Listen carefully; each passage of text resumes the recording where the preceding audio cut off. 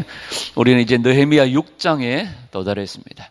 느헤미야 4장에서 산발랏과 도비야 또 게셈 이런 사람들이 느헤미야가 성벽을 건축한다는 이야기를 듣고 느헤미야를 방해하는 일들이 있었죠.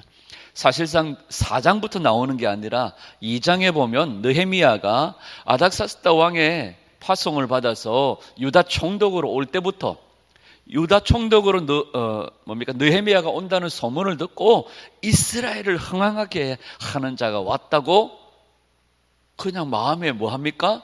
분노가 일어나가지고 신경질이 막 일어나가지고 대적하기를 시작하는 거예요. 아니 느헤미야가 자기들 땅을 빼앗았습니까? 자기들의 물건을 훔쳤습니까? 자기 집의 자식들을 종으로 삼았습니까? 그런 것도 아니에요. 느헤미야는 유다의 총독으로 왔습니다. 근데 산발랏은 사마리아의 총독입니다.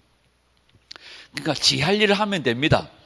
근데 지 할 일을 하면 되는데 괜히 남의 일에 콩나라 판나라 이렇게 할 필요들이 없습니다. 오늘 이 시대도 보면 자기 할 일 열심히 잘하고 믿음 잘 지키고 신앙생활 잘하면 됩니다. 이 목사가 어떠니 저 목사가 어떠니 이 교회가 어떠니 저 교회 여러분 우리 신앙생활 잘 챙겨야 합니다. 우리 믿음 잘 챙겨야 됩니다. 내가 정말 믿음으로 준비되어졌는지 정말 믿음 준비, 등 준비, 기름 준비되어졌는지 나 자신을 잘 살피는 것이 너무너무 중요합니다. 지금 너무 걱정할 때가 아닙니다. 이 환난의 때에 이 흉년의 때에 너무 걱정할 일이 아닙니다. 지금 내가 먹을 것이 없어 줄이고 목말라 죽어가는데 지금 너무 걱정할 때가 아닙니다. 주님 말씀으로 우리가 정말로 더 깨어나야 되고 살아나야 될 줄 믿습니다. 오늘 이제 4장에서 공격적으로 산발랏과 도비야 게셈 사람 이 게셈이 계속해서 공격을 가했는데요. 이제는 6장에 와가지고 더 공격적입니다. 여러분 원수들의 공격은요 한 번, 두 번 치고 빠지고가 아닙니다. 계속적으로 우리를 죽이고 훔치고 빼앗고 결국에는 망하게 하기 위해서 우는 사자와 같이 우리를 삼키려고 합니다.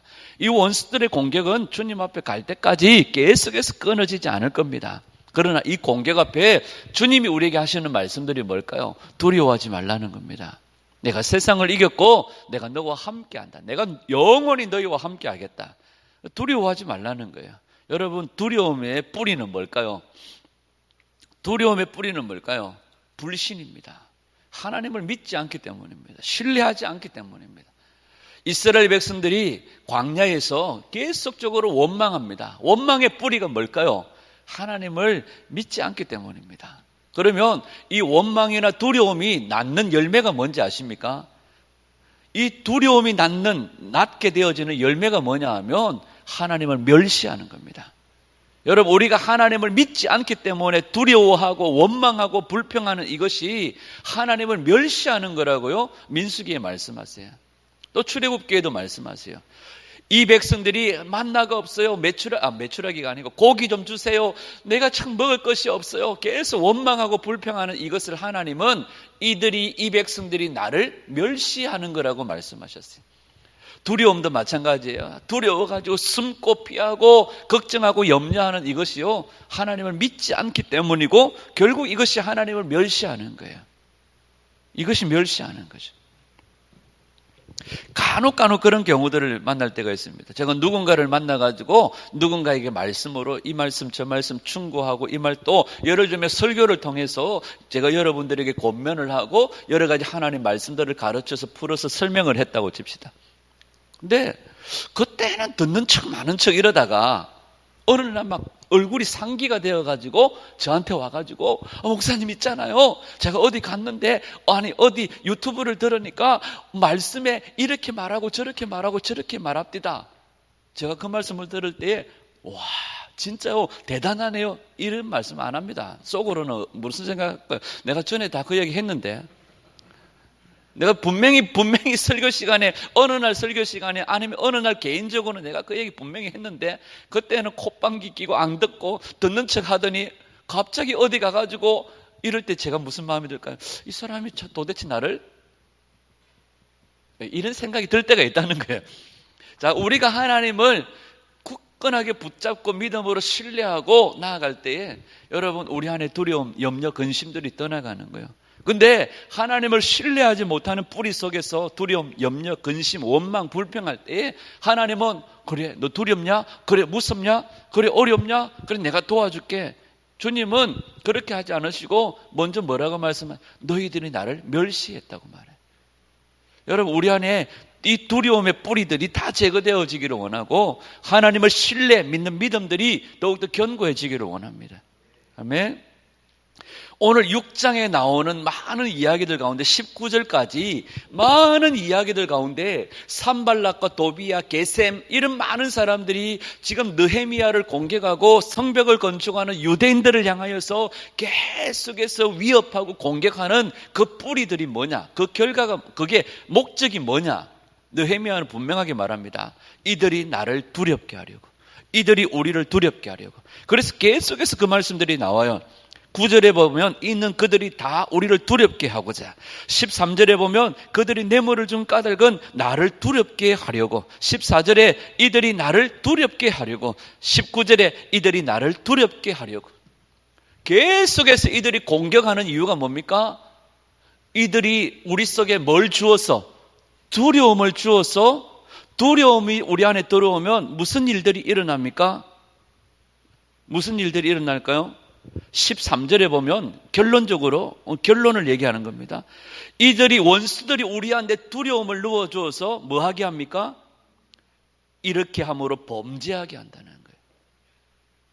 여러분 이들이 우리 속에 두려움을 주고 두려움을 준 다음에 이 두려운 마음으로 범죄하게 한다는 거예요. 이 범죄하게 한다는 말이 길을 벗어나게 한다는 거예요. 우리가 저 표대를 향하여 천성을 향해서 나아가는데 우리 안에 두려운 마음들이 들어오면 내가 지금 가는 이 길이 맞나? 정말 이거 내가 예수 끝까지 믿어야 되나? 내가 이걸 지금 끝까지 이 두려움에 목적을 상실해버리고 길을 벗어나 버린다는 거예요. 이게 범죄함이라는 거예요. 내가 이거 하나님 제대로 믿고 있는 게 맞나? 하나님 멸시하는 거죠. 그래서 이들이 계속해서 우리에게 이런 공격들을 말하는 거예요. 처음에는 말로 합니다. 처음에는 사람들, 여기 오늘 본문에도 보면 4번이나 사람들을 보내서 야, 우리하고 좀 만나자. 그런데 어디에서 만나자고 말합니까? 2절에 보니까 야, 느헤미야, 오늘 좀 나하고 만나자. 어디에서 만나자고 말해요? 오노 평지라고 얘기합니다. 오노. 이 오노 평지는요, 예루살렘에서 약 한 동남쪽으로 40km, 30km, 40km 떨어져 있는 곳입니다. 자, 선한 이야기를 하려고 하면 어디서 만나면 됩니까? 예루살렘에서 만나면 돼요. 그런데 어느 평지 어떤 한 촌으로 불러내는 것은 이들이 뭐 하게 하려고 하는 거예요? 느헤미야가 이것을 분명히 깨달아 합니다. 실상은 그들이 나를 해하고자 함이니라. 실상은 그들이 나를 해하고자 함. 왜? 느헤미야 한 사람 딱 쳐버리면 모든 유다 백성들은 목자 이런 양들처럼 흩어져 버려요. 우리 예수님께서 십자가를 지실 때 뭐라고 말합니까? 구약의 말씀을 인용하여서 목자를 쳐버리면 양들이 흩어짐 같이 예수님을 딱 쳐버리면 예수님 죽여버리면 그 나머지는 정말로 겁먹은 양들처럼 다 흩어져 버린다는 거예요. 느헤미야 한 사람을 쳐버리면 이들은 그냥 막 흩어져 버리는 거죠. 그래서 느헤미야를 어느 평지로 불러다가 그들을 해하고자 하는 목적들, 느헤미야가 이것을 딱 간파해 버린 거예요. 여러분 우리에게 이 마지막 시대에 이런 영적인 분별력들이 있기를 원합니다.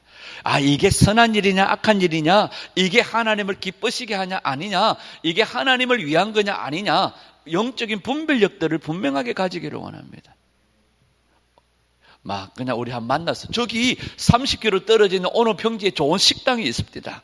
거기 한정식을 하는데 우리 그냥 좀 먹고 마시면서 좀 좋은 얘기 한번, 건설적인 얘기 한번 해봅시다. 그러면 밥 준다 하니까 어려운 때에, 요즘 어려운 때에 밥 준다 하니까 그냥 막 갑니다. 제가 이번 주에 그런 생각들이 가만 들었었습니다. 요즘 들어가지고 제가 이제 노예랑 시찰이랑 좀 친하게 지내려고, 이제 안 싸우고 지내려고 막 이러니까 자꾸 불러내요. 뭐 이런 모임이 있는데 나오세요. 이게 그래 갔습니다. 갔는데 어느 갑자기 가만 그래.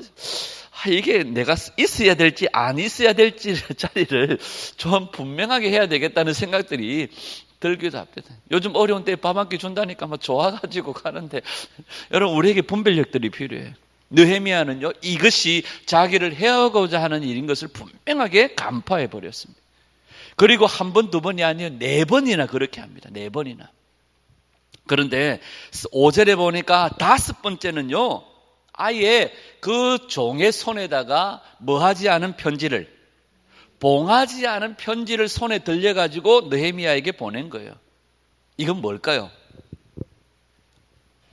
오늘날로 말하면 인터넷에다가, 블로그에다가, 게시판에다가 부암로교회 목사님은 뭐 이렇고 저렇고 막 올려버리는 것 같은 거예요. 편지의 봉투가 열렸습니다. 종이 그 편지를 들고 가다 보니까 자기는 안 보려고 했는데도 거기에 글씨를 크게 적어가지고 무슨 내용들을 적어놨습니까? 유다 사람들이 모반하려고 한다. 느헤미야가 그 왕으로서 느헤미야가 이 백성들을 선동해서 모반, 영모죄를 저지르려고 한다. 편지를 들고 가다 보니까 편지 봉투가 열려있는데 다른 건 안 보이고 영모? 꺼내가지고 이런 겁니다. 그러니까 아예 그냥 사람들이 다 보게끔, 사람들에게 다 알려지게끔 이렇게 만들어버리는 거죠. 그러면 우리 같으면 어떡할까요? 나는 하지 않았는데 억울하잖아요. 속이 터지죠. 여러분 억울한 일 한번 당해보십시오. 코에서 연기가 나고요. 눈에서 불이 납니다. 그러니까 이 구멍이라고 하는 구멍 속에서는요 36.5도가 아닙니다. 거의 45도 같은 막 열기가 뿜어져 나옵니다. 나도 그래? 받아쳐버려? 뭐 이런 생각들이 막 나죠. 그런데 이 느헤미야가 이런 상황들을 알고 딱 간파해버리죠. 뭐 합니까? 이것이 다 뭐 하고자 하는 목적이에요. 우리를 두렵게 하고자 하는 목적입니다. 두렵게 하고자. 그런데 참 재미난 이야기가 있어요. 4절을 다시 한번 돌아가 볼게요. 4절 시작. 그들이 4번이나 이같이 내게 사람을 보내되 나는 똑같이 대답하였더라. 여기 보면 그들이 보냈다 하는 이 말이 히브리어 용법으로요 와우 계속법입니다. 계속 보내는 거예요. 한 번 보내고, 2번 보내고, 3번 보내고, 4번 보내고, 5번째는 그냥 아예 막 봉투채 열려있는 편지를 돌려 보내는 거예요. 와우 계속법입니다. 계속 시간적으로 연속적으로 계속 보내는 거예요. 그런데 그 뒤에 나는 똑같이 대답했다. 이것도 와우 계속법이에요. 그들은 계속해서 온나 만나자 이런 식으로 계속해서 하니까 느헤미야는 똑같이 계속해서 똑같은 답을 보내는 거예요. 흔들림이 없어요. 변함이 없어요. 딱 이것을 간파해버리고 영적인 분별력을 가지고 계속해서 쳐버리죠. 여러분 이런 장면들이 어디 나오는지 아십니까? 마태복음 4장에 보면 나와요. 예수님이 성령에 이끌려 광야에 시험을 받으러 나가셨을 때에 40일 금식을 하고 난 다음에 줄이셨을 때, 배가 엄청 고프셨을 때에 마귀가 예수님을 시험하세요. 마귀가 계속적으로 예수님을 시험합니다. 예수님은 계속적으로 말씀으로 쳐버리세요. 우리에게 이런 은혜들이 필요합니다. 예수님 하셨던 것처럼. 사람들은요, 부정적인 말, 남을 험담하고 부정적이고 사람들을 깨부수고 이런 말들은 귀가요, 쏠려요. 에이, 부암로교회 목사님이 이랬다 하더라. 그럼 우리 성도들이 어디서 들었어요. 사람들이 무슨 소리를 하나? 절대로 그럴 뿐이 아니다. 또 계속적으로 그런 소리들이 아이낀데 설마 진짜 그런가? 하고 이제 목사님, 아니요 목사님 그럴 수 있습니까? 이게 사람이에요. 부정적인 말은요 사람들이 솔깃해져요. 귀가 열려요. 그 마음이 빼앗겨 버려요. 그런데 느헤미야는 계속적으로 말씀으로 쳐내버려요. 똑같이 대답해 버립니다. 여러분 우리가 이게 분별력이 있기를 축복합니다. 우리 안에 우리의 마음을 무너뜨리는 부정적인 말들 다 끊어내버리고 말씀으로 쳐서 우리 자신들을 그 말씀에 복종하게 하는 은혜가 있기를 축복합니다. 이 마지막 때는 말씀이 이깁니다.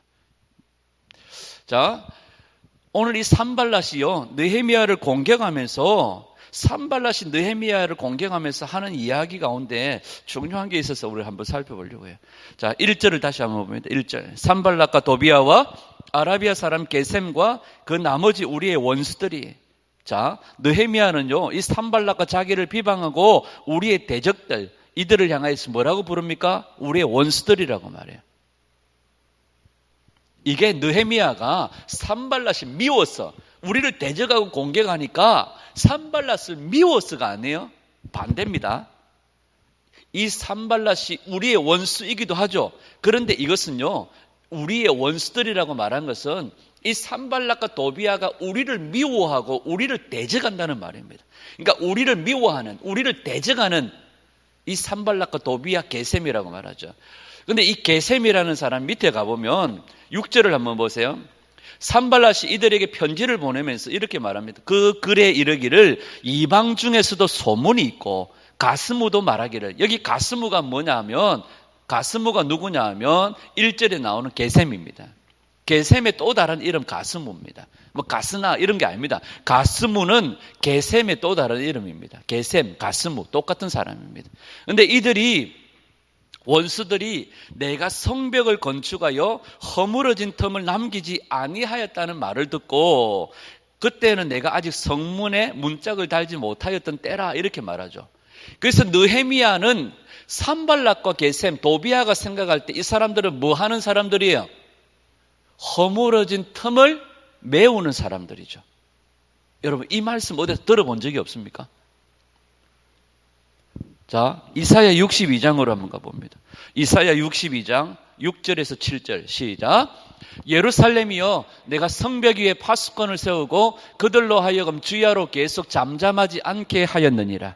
너희 여호와로 기억하시게 하는 자들아, 너희는 쉬지 말며. 7절 시작. 또 여호와께서 예루살렘을 세워 세상에서 찬송을 받게 하시기까지 그로 쉬지 못하시게 하라. 이 이사야 62장 6절과 7절은 중보기도에 대해서 얘기하는 겁니다. 하나님의 성경에 약속되어진 예언의 말씀, 예루살렘을 세워 온 세계로 하여금 칭찬과 찬송을 받게 하시기까지 뭐 하라는 거예요? 주야로 주님 앞에 부르짖고 기도하는 자들을 하나님께서 마지막 때 세우겠다는 거죠. 이 중보기도가 뭐예요? 허물어진 틈을 메우는 자예요. 이 무너진 성벽에, 오늘날 대한민국의 이 무너진 허물어진 틈을 메우는 자들이 중보기도 용사들이죠. 그죠? 느헤미야는 뭐 하는 자들이요? 성벽에 무너진 틈을, 허물어진 틈을 메우는 거예요. 이게 오늘날로 말하면 중보기도예요. 하나님 약속하셨잖아요. 이스라엘을 세워 찬송을 받으시겠다고 하셨잖아요. 주야로 뭐 하라는 거예요? 계속해서 하나님이 쉬지 못하시도록 하나님께 부르짖으라는 거예요. 이게 중보기도고, 이게 허물어진 틈을 메우는 거죠. 오늘 우리가 이런 하나님의 사람들인 줄 믿습니다. 그런데 이것은요, 더 앞으로 돌아가야 돼요. 이것은 하나님께서 우리에게 주신 사명이죠. 이 허물어진 틈, 하나님의 말씀이 성취되어지기를 부르짖고 기도하는 일들을 말하기도 하지만, 이 허물어진 틈은 뭘까요? 더 앞으로 돌아가야 돼요. 이 허물어진 틈은 원래는요, 에덴 동산에 하나님과 아담, 하나님께서 지으신 사람과 하나님은요 서로 소통했습니다. 교통했습니다. 하나였습니다. 그런데 아담이 범죄함으로 하나님과 인간의 관계가 허물어져 버렸어요. 그리고 거기에 뭐가 생겨버렸습니까? 오늘날로 말하면 분리의 장벽이 생겨버린 거예요. 하나님과 우리 사이의 관계가 깨어져 버린 거예요. 그 하나님과 인간의 관계에 멀어진 모든 그 허물어진 틈을 메우기 위해서 오신 분이 누구십니까? 예수 그리스도시죠. 아멘. 민수기 16장 47절 48절. 민수기 16장 47절 48절 시작. 아론이 모세의 명령을 따라 향로를 가지고 회중에게로 달려간즉 백성 중에 연병이 시작되었는지라. 이에 백성을 위하여 속죄하고 죽은 자와 산자 사이에 섰을 때에 연병이 그치니라. 이스라엘 백성들이 원명하고 불평해서 하나님께서 전염병으로 그들을 치십니다. 그때에 모세가, 연병이 시작되었을 때 모세와 아론이 하나님 앞에 엎드렸습니다. 하나님, 이 백성 살려주세요. 그때 모세가 아론에게 뭐라고 말하냐면, 너는 제단의 향로를 가지고 죽은 자와 산자위로 뛰어가라. 그리고 죽은 자와 산자위 아론이 섰을 때에 연병이 그쳤다고 말해요. 여기 죽은 자와 산자가 뭘까요? 연병으로 이스라엘 백성들은 죽어가요. 그러면 우리가 뭐라고 표현해야 될까요? 너는 죽은 자들 사이로 달려가서 죽은 자들 사이에서 향로를 들고 서라. 이렇게 해야 되는데 모세와 아론이 뭐라고 말합니까? 너는 죽은 자와 산 자 사이에 서라고 말해요.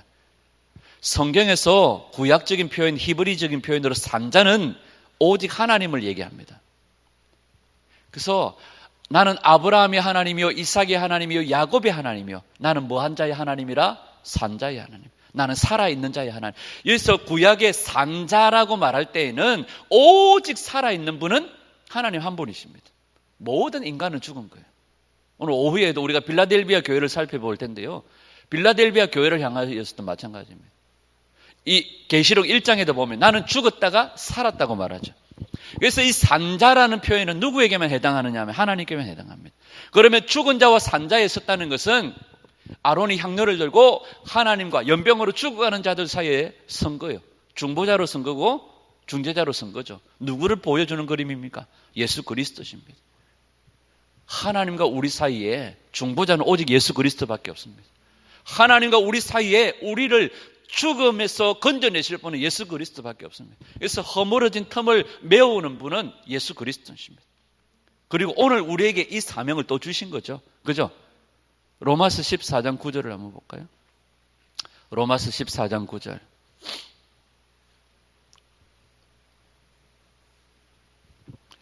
로마서 14장 9절 버떡버떡 능가라. 시작.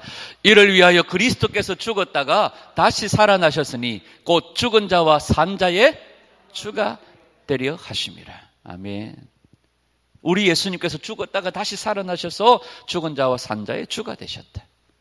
그리고 또 우리에게 주신 사명이 아까 이사야 62장 6절 7절이죠. 하나님과 우리 사이에서, 하나님과 이 백성들 사이에서 뭐가 되어야 됩니까? 제사장 선지자의 역할을 감당하면서 하나님 이 백성 살려주십시오. 돌아서서는 백성들을 향하여서 하나님의 의에도 심판의 도를 증거하는 자가 되어져야 됩니다. 이게 제사장이고 이게 선지자예요. 에스겔 22장 30절.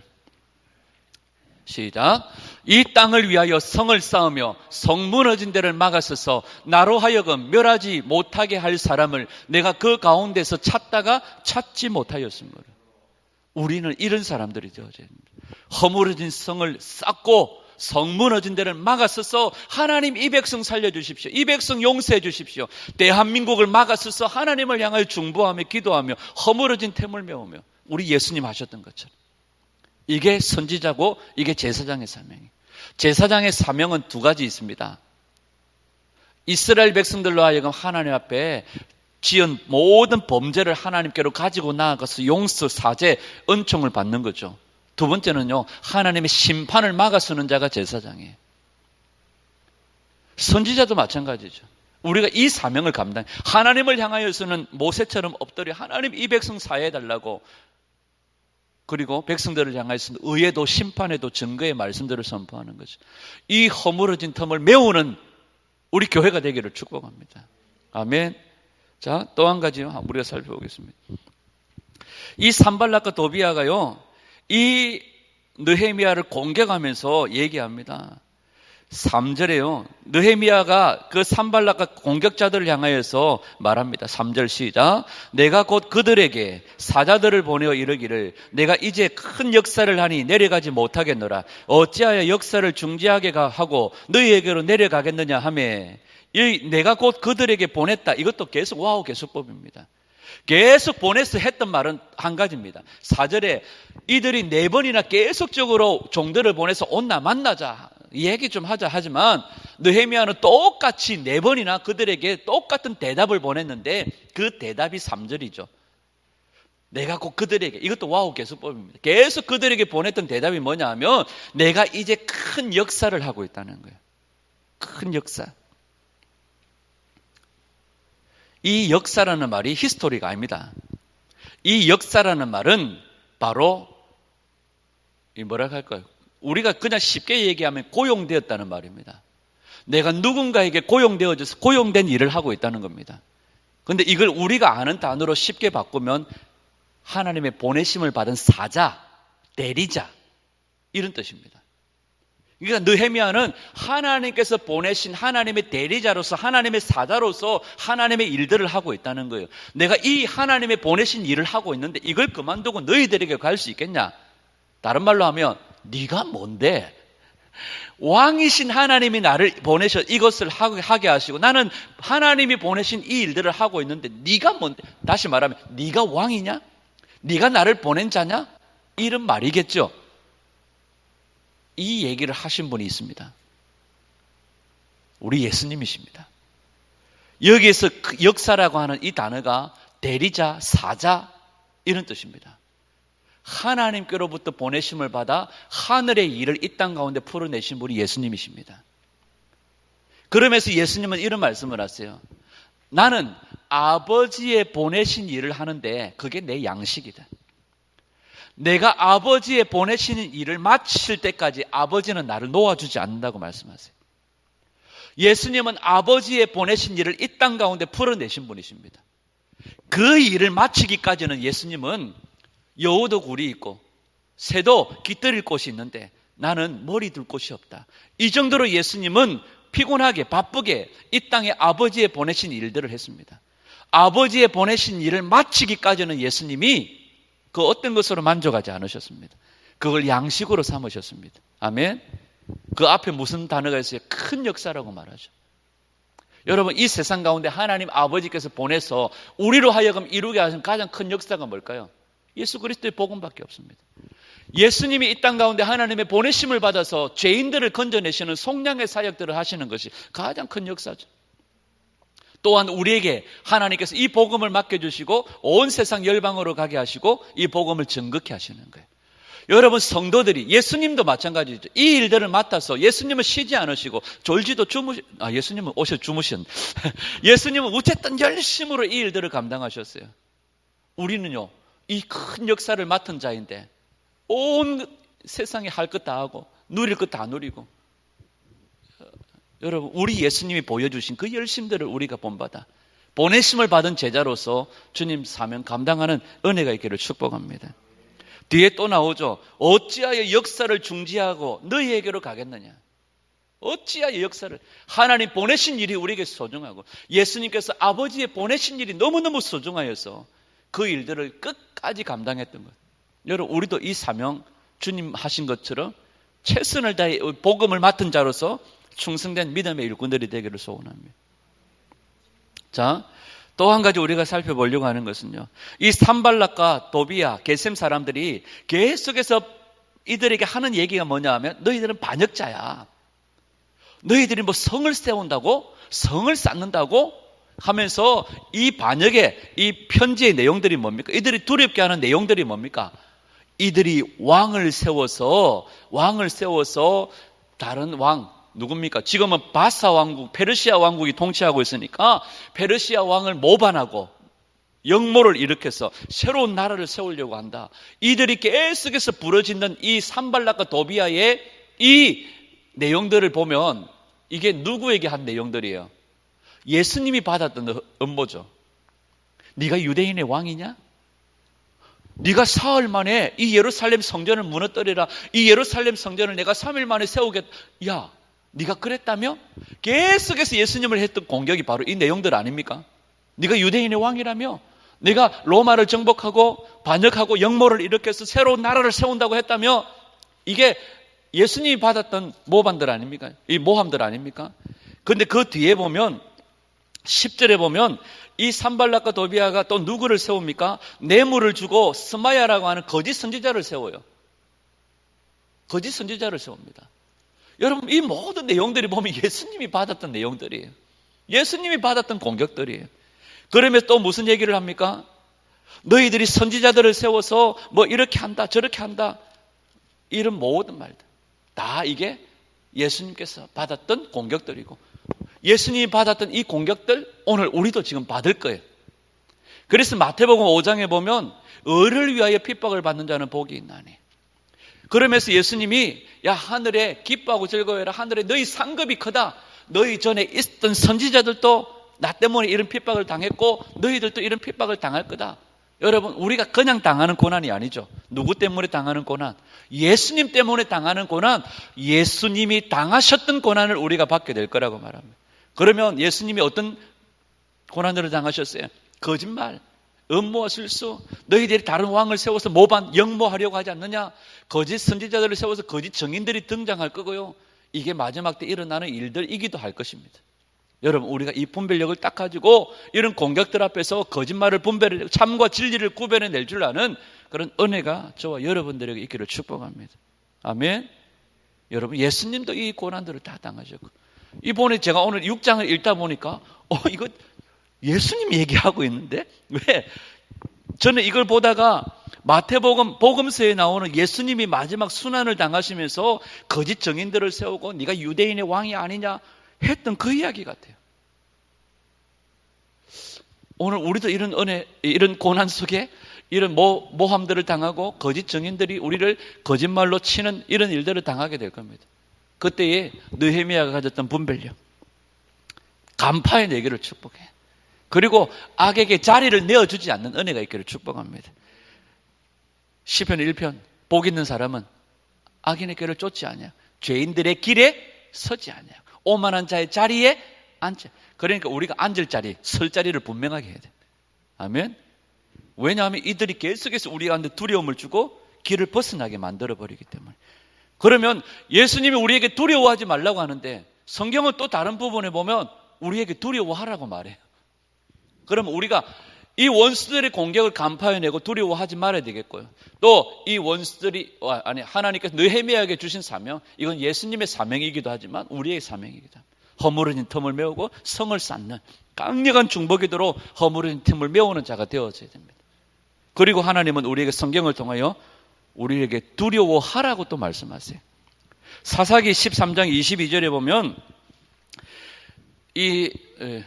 누구죠? 삼손의 아버지 어머니가 하나님의 사자를 만납니다. 그때에 이 마노아가 삼손의 어머니에게 이렇게 말합니다. 야, 우리가 하나님을 만났으니까 우리는 틀림없이 이제 죽었다. 그 다음에 다니엘서 10장에 보면 이런 말이 있습니다. 다니엘이 그때 내가 눈을 들어 바라본 적 한 사람이 세마포 옷을 입었고 허리에는 우바스 순금대를 띄었고 그 몸은 항어가. 이 누구를 본 겁니까? 살아계신 예수님을 본 거예요. 살아계신 하나님을 본 거예요. 그때에 내가 그 말소리를 들었는데 그 말소리를 들을 때 내가 얼굴을 땅에 대고 깊이 잠들었느니라. 이건 다니엘이 버릇없는 게 아니에요.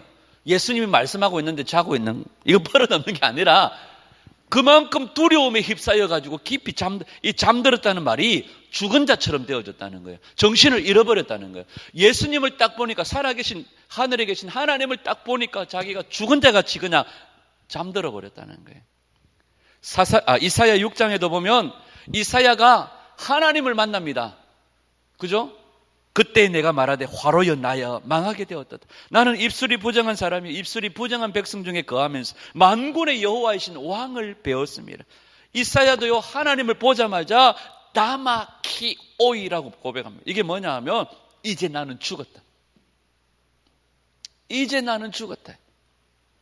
이 말은요, 지옥 앞에서 심판받을 자가 마지막으로 지르는 비명입니다. 이제 나는 죽었구나. 형장의 이슬로 사라지는 사형수가요, 마지막으로 내뱉는 말입니다. 나는 죽었다. 나는 이제 죽었다. 이 고백이에요. 마노아가, 다니엘이, 이사야가 하나님을 대면하여 만났을 때 그들의 고백은 한마디 외마디 비명입니다. 이제 나는 죽었구나. 이게 두려움이에요. 자, 에스겔도 마찬가지입니다. 에스겔 1장 28절. 그 사면 광채의 모양은 비 오는 날 구름에 있는 무지개 같으니 이는 여호와의 영광의 형상의 모양이라. 내가 보고 곧 엎드려 말씀하시는 자의 음성을 들으니라. 여기 엎드렸다는 말도 마찬가지입니다. 죽은 자같이 되었다는 겁니다. 신약에 와서 사도 바울도 다메섹 도상에서 예수님을 만납니다. 그때 이렇게 말합니다. 네가 내 얼굴을 보지 못하려니 나를 보고 살 자가 없습니다. 이게 바로 다마키오입니다. 내가 이제 죽는구나. 내가 이제 죽는구나. 여러분, 하나님의 이 위대한 종들은요, 하나님 앞에서 죽은 듯이 정신을 잃어버렸습니다. 요한계시록 1장에도요, 요한이요, 예수님을 만나고 그 앞에 죽은 자처럼 엎드려졌다고 말하죠. 이게 진짜 예수님을 만나 하나님을 만난 사람들의 모습이에요. 여러분, 우리가 정말로 두려워해야 될 분이 누구십니까? 살아계신 하나님이십니다. 아멘. 그리고 우리가 두려워해야 될 게 또 뭘까요? 정말로 내가 지금 진짜 그리스도인인지를 두려워해야 돼. 진짜 내가 예수님의 은혜로 거듭났는지를 두려워해야 돼. 그 외에는 두려워할 게 없어요. 아멘. 요한복음 14장 16절, 내가 아버지께 구하겠으니 그가 또 다른 보혜사를 너희에게 주사 영원토록 너희와 함께 하시리. 마태복음 28장 20절, 내가 너희에게 분부한 모든 것을 가르쳐 지키게 하라. 볼지어다 내가 세상 끝날까지 너희와 항상 함께 있으리라. 여러분, 정말로 주님 앞에 죽은 자같이 되어 주님 이제 내가 죽게 되었습니다, 이 고백으로 살아가는 사람들이, 진짜 주님이 함께 해주시는 사람들이요, 그들이 주님의 은혜로 산 자들인 줄 믿습니다. 여러분, 우리가 마땅히 두려워해야 될 분은 하나님밖에 없습니다. 마땅히 두려워해야 될 것은 하나님 말씀밖에 없는 줄 믿습니다. 우리 예수님이 하늘 영광 보좌를 버리시고 아담의 범죄 이후 인간의 범죄로 허물과 죄로 죽은 우리들의 하나님과 우리 사이에 허물어진 틈을 메우려고 주님이 오셨습니다. 아멘. 창세기 28장에 보면 야곱이 베델에서 잠자다가 하늘을 환상이 열려 보니까 하늘에서 땅으로 뭐가 연결되어져 있어요? 사닥다리가 연결되어져 있고 하늘의 천사들이 오르락 내리락, 이게 뭐예요? 예수 그리스도, 허물어진 틈을 메우는 예수 그리스도의 은혜를 우리에게 보여주시는 거죠. 하나님과 우리의 깨어진 관계를 회복하실 분은 예수님밖에 없습니다. 이 세상에 예수님을 알지 못하여 죽어가는 자들을 하나님께로 돌이켜 심판을 면하게 하고 하나님의 은혜를 입게 하기 위해서 이제 우리가 이 허물어진 틈을 메워서 많은 사람들을 옳은 대로 하나님께로 이끌 그 사명을 우리가 받은 자들인 줄 믿습니다. 이제 우리가 주야로 하나님의 언약을 이루어 주시기를 쉬지 않고 부르짖는 기도자가 되어지고 하나님의 이 큰 역사, 이 맡겨주신 이 역사, 우리 예수님 이 역사를 양식으로 삼았던 것처럼 우리에게 맡겨주신 이 복음의 양식, 우리에게 맡겨주신 하나님의 사자, 대리자로서 이 땅에 보내서 증인으로 사용하시는 하나님의 그 은혜 앞에 감사함으로 여기고 나를 사용해 주심을 감사하고 뒤돌아보지 않고 앞을 향하여 전진해 나가는 믿음의 용사들이 되십시오. 맡은 자들이 구할 것은 충성이니라. 아멘. 오늘 우리가 오후에 빌라델비아 교회를 살펴볼 텐데 빌라델비아 교회를 향하여 주님 말씀하시죠. 나는 거룩하고 진실하다. 이 진실이 뭘까요? 충성되다는 말입니다. 예수님은 그 이름이 충신입니다. 여러분, 이 충성이 얼마나 중요한지 몰라요. 여러분, 우리 모두가 하나님께로부터 보내심을 받은 하나님의 사자, 하나님의 대리자, 하나님의 큰 역사를 맡은 자로서 설 자리 분명하게, 있을 자리 분명하게, 우리가 분명하게 그 서야 될 자리, 있어야 될 자리를 분명하게 하고 맡겨주신 큰 역사를 이루기까지는 내가 가지 아니하리라 말씀했던 것처럼, 제가 어제 그 말씀을 집사람하고 앉아 밥 먹다가 그런 얘기했습니다. 박보영 목사님의 아버지가요, 박장원 목사님이라고 지금 96세예요. 감리교회요 어른이십니다. 근데 이분이 마가 다락방을 세웠는데 이분들이 사역할 때, 이분들의 초창기 때 사역은요 어마무시했습니다. 성령님의 나타나심이요 얼마나 컸는지 몰라요.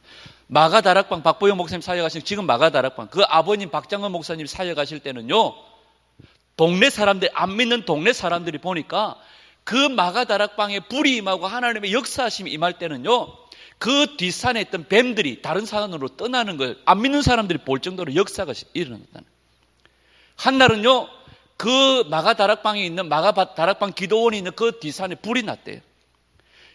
요즘처럼 소방관이 없어가지고 동네 사람들이, 안 믿는 사람들이에요. 안 믿는 동네 사람들이 물동이를 이고요, 그 뒷산에 불 끌어갔는데 불이 난 게 아니라 그 산에서 박장원 목사님이 기도하고 계시더래요.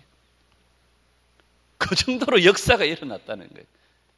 그런데 오늘날 이런 역사들이 없잖아요. 없는 것까지는 제가 막 이해를 하려고 노력합니다. 그런데 그 어르신들의 그런 부분들이 뭐 신학적으로 어쨌니 저쨌니 이랬니 저랬니 욕할 입장이 아니에요. 욕하려면 그분들처럼요 기도하면 사람들이 불났는가 싶어서 막 소방서 부르고 이 정도로 된 다음에야 그 사람들 욕해야 돼. 지금 그 사람들이 많은 그분이 아니에요. 박장호 목사님 지금도요 얼마나 뜨겁게 하나님을 사랑하는지 몰라요. 옛날에 우리 믿음의 선배들, 많은 믿음의 선배들 정말로 대단하신 분들이 많았죠. 그런데 지금 와가지고는 안타깝게 우리가 마음을 아프게 하는 요소들이 있죠. 그러나 우리가 욕할 것 없습니다. 우리는 욕할 자격도 없어요. 저는 그 이야기를 들으면서 욕심이 산 것이에요. 오늘 이 마지막 때 박호정 목사님 한번 그 길ton 교회에서 예배할 때 그런 얘기하셨어요.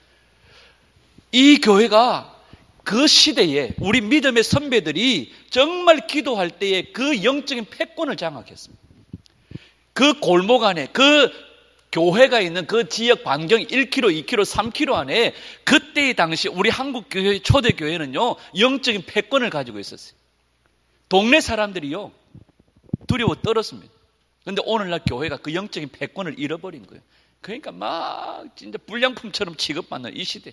그러면서도 자기가 죽은 줄로 모르고 옛날에 그 믿음의 선배들을 향해 욕하고 비방하고 비난하고, 이거 진짜 부끄럽고 위험한 일이죠. 오늘 우리는요 우리에게 주어진 사명은 큰 역사를 잘 감당하는 성도들이 되셔야 돼요. 우리 부암로교회에 하나님 맡기신 이 큰 역사를 감당하며 나아가기를 원하고, 하나님이 주신 은혜와 능력으로 우리 부암로교회가 있는 이 골목뿐만 아니라 우리 부암로교회가 있는 이 위치에서 1km, 2km, 3km 반경 안에, 아니 이 부산에 우리 부암로교회 영적인 1번지 아닙니까? 영적인 패권을 회복했으면 좋겠습니다. 그리하여 이 마지막 때 하나님의 이 큰 역사를 이루기까지 뒤돌아보지 아니하고 느헤미야처럼 하나님의 이 큰 역사 이루기까지 앞만 바라보고 두려움 없이 달려가기를 축복합니다. 그러기 위해서는 우리가 더 무릎 꿇어야 돼. 다른 데 정신 둘 게 없어요. 제가 깊이 회개합니다. 하나님 앞에서 정말로 우리가 그 초대교회 우리 믿음의 선배들의 그 하셨던 그 위대한 업적들을 우리가 한번 다시 재현하기를 원합니다. 이 마지막 때 하나님 다시 한번 더 성령을 부어주실 때에 하나님 우리 부암로교회 그 영적 패권을 가지고 달려가기를 간절히 소원합니다. 제가 어젠가 그냥 지나가는 얘기로 그런 얘기했습니다. 하나님께서 우리 부암로교회를 붙들고 계시는구나, 지켜주시는구나. 여러 가지 그런 생각들이 많이 들었었습니다. 제가 어제 갑자기 그런 생각이 들었어요. 우리 부암로교회가 만약에 예를 들어서 어려운 일을 당해가지고 코로나나 이런 일들이 생겨가지고 확진자가 나왔다. 제가 가만히 생각해 보니까 이게 우리만의 문제가 아니더라고요. 만약에 우리 중에 한 명이 누가 확진자가 생겨가지고 만약에 그랬다 치면 우리 교회만의 문제가 아니더라고요. 제가 가만히 생각해 보니까 인터넷 포함해가지고 전국적으로 연결이 돼 있는 거예요. 와, 우리 교회가 무너지면 전국이 무너지게 돼 있는 거예요, 지금. 근데 전국이 아니에요. 우리 교회가 무너지니까 세계가 무너지게 돼 있는 거예요, 지금. 아니, 그렇게 연결되어져 있더라고, 보니까. 야, 이거 보통 그게 아니구나, 이거. 그래서 우리 교회가 정신 바짝 차리고 더 기도 열심히 해야 되겠구나. 여러분, 하나님의 큰 역사를 이루기까지 쉬지 않으셨던 우리 주님처럼, 하나님의 큰 역사를 이루기까지 뒤돌아보지 않고 달려갔던 많은 위대한 선배들처럼 마땅히 우리가 두려워해야 될 하나님을 두려워하며 말씀 두려워하며 세상 것 두려워하지 마시고 두려운 마음들을 불어넣는 모든 요소들 다 제거하시고 말씀 앞에서 두려워하며 하나님께서 보내신 큰 역사 잘 감당하여 하나님께 칭찬받는 그런 저와 여러분들 삶, 우리 모두가 되어질 수 있기를 우리 주 예수님의 이름으로 축원합니다.